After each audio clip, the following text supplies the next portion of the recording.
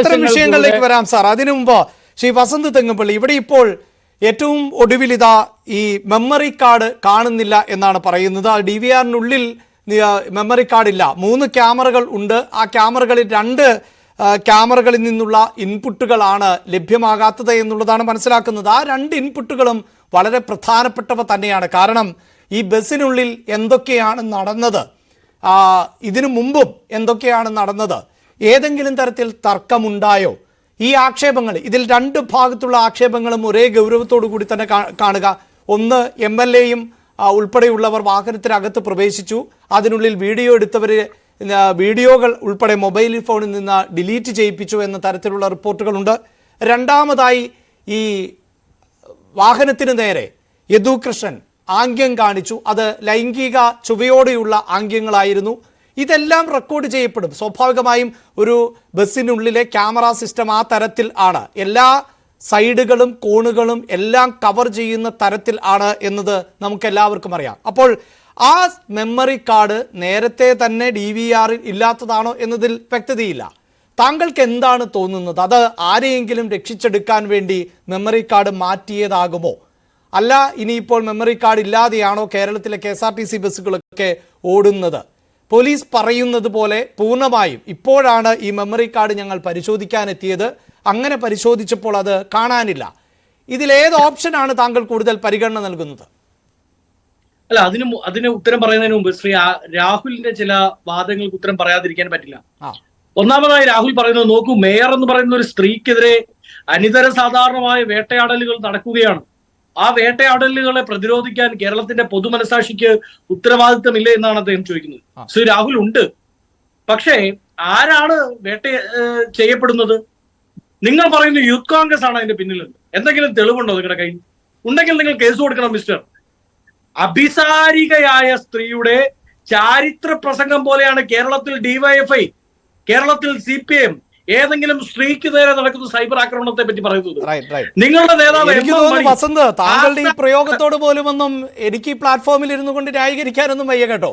താങ്കൾ ഈ പറയുന്നത് പോലെ അഭിസാരികയായ ഒരു സ്ത്രീ എന്നതൊക്കെ ഏത് കാഴ്ചപ്പാടിലാണ് താങ്കൾ പറയുന്നത്? അല്ല, അഭിസാരികയായ സ്ത്രീ എന്നൊന്നും ഒരു സ്ത്രീയെയും പറയേണ്ടതില്ല, അങ്ങനെയൊന്നും പറയരുത്. അങ്ങനെ ഒരു പുരുഷന് ഒരു പുല്ലിംഗ പദം ഈ സമൂഹത്തിലുണ്ടോ? ശ്രീ വസന്ത്, അതിനൊരു പുല്ലിംഗ പദം താങ്കൾക്ക് പറയാൻ സാധിക്കുമോ? ഈ അഭിസാരികയുടെ ചാരിത്രം എന്താണ്? ചാരിത്രം ആരാണ് ചാരിത്രം നിർണ്ണയിക്കേണ്ടത്? ഏത് സമൂഹമാണ്, ഏത് സ്ത്രീയുടെ ചാരിത്രമാണ് നിർണ്ണയിക്കേണ്ടത്? ഏത് സ്ത്രീയാണ്? അല്ലല്ല, എനിക്ക് ചർച്ചയിൽ ഇരുന്നു കൊണ്ട് താങ്കൾ അതിനെ എന്ത് തരത്തിലാണ് എങ്കിലും ഇത്തരം പ്രയോഗങ്ങൾ പോലും ഈ ചർച്ചയിൽ അനുവദിക്കാനാവില്ല. അത് താങ്കളുടെ മാത്രം അഭിപ്രായമാണ്. പൊതുസമൂഹത്തിന്റെ ഭാഗമായുള്ള അഭിപ്രായമായോ ന്യൂസ് 18ന്റെ ഭാഗമായോ ഈ വാർത്താ ചാനലിന്റെ ഭാഗമായോ ഒന്നും ഒരു സ്ത്രീയെയും ഞങ്ങൾ ആ നിലയിൽ വിശേഷിപ്പിക്കാനോ പരാമർശിക്കാനോ ആഗ്രഹിക്കുന്നില്ല. അല്ല, എങ്കിൽ പിന്നെ മാറ്റി പറയാന്നേ.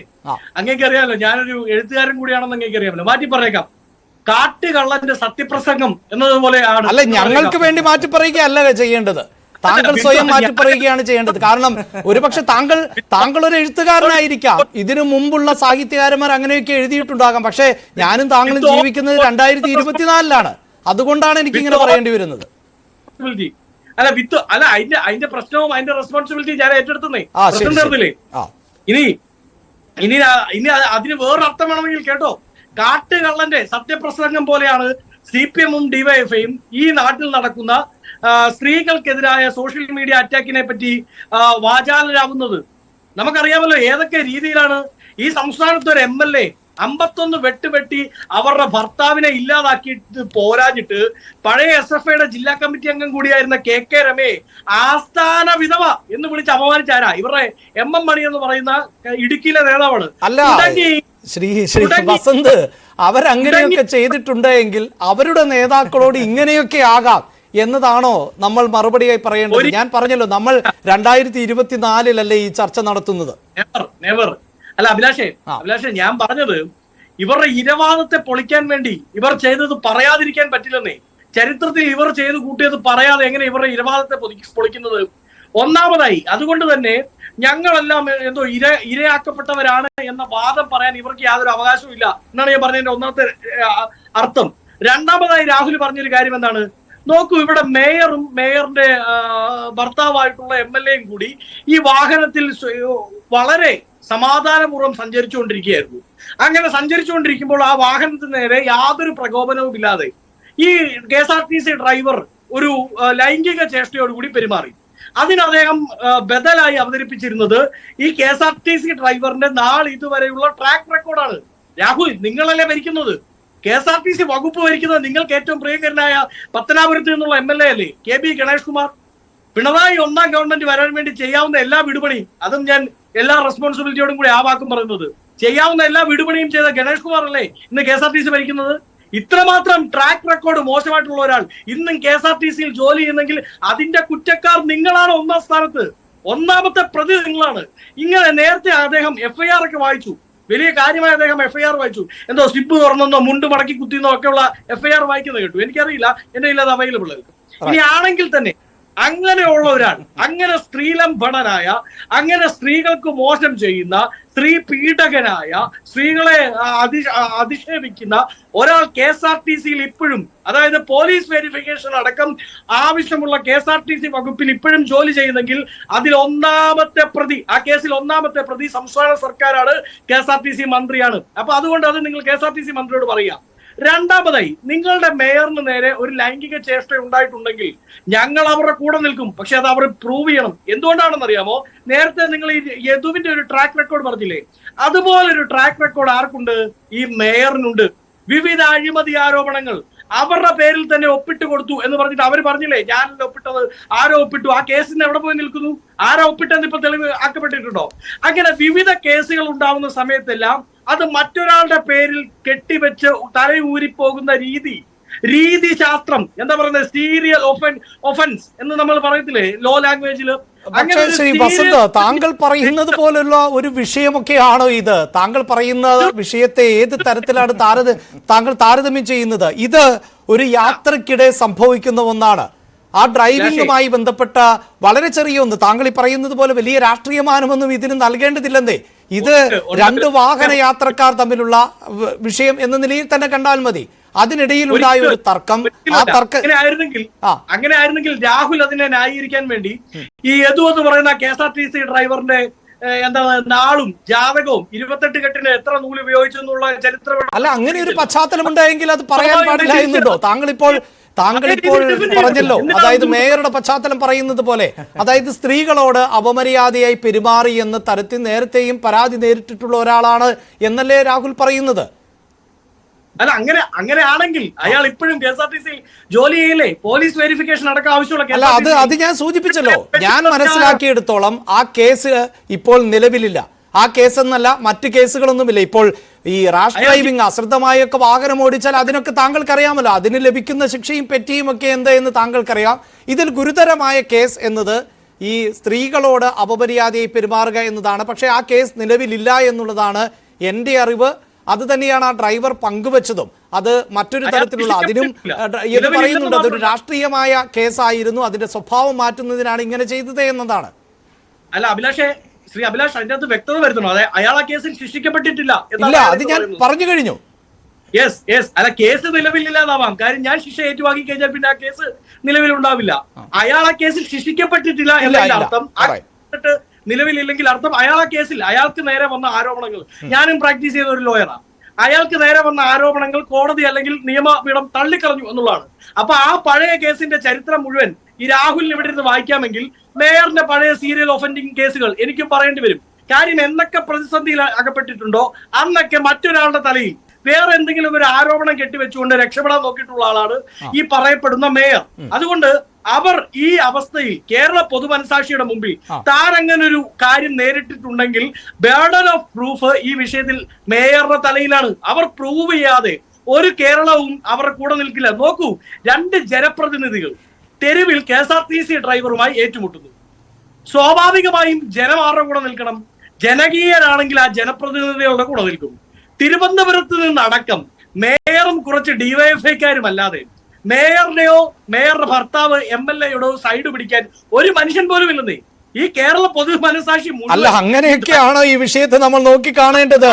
അങ്ങനെ മേയറുടെ സൈഡ് ആളുകൾ പിടിക്കുന്നുണ്ടോ അല്ലെങ്കിൽ സച്ചിൻ ദേവിന്റെ പക്ഷം പിടിക്കുന്നുണ്ടോ എന്നതൊന്നുമല്ല. ഇതിപ്പോൾ ഭൂമി ഉരുണ്ടതാണ് എന്ന് പറഞ്ഞ പണ്ടൊരാളെ എന്താണ് സംഭവിച്ചത് എന്ന് നമുക്കറിയാമല്ലോ. അതുകൊണ്ട് ആളുകളുടെ എണ്ണവും പിന്നിൽ ആരൊക്കെ അണിനിരക്കുന്നു എന്നതൊന്നും നോക്കി നമുക്ക് നീതിയും സത്യവും ഒന്നും വിലയിരുത്താൻ സാധിക്കില്ലല്ലോ വസന്ത്.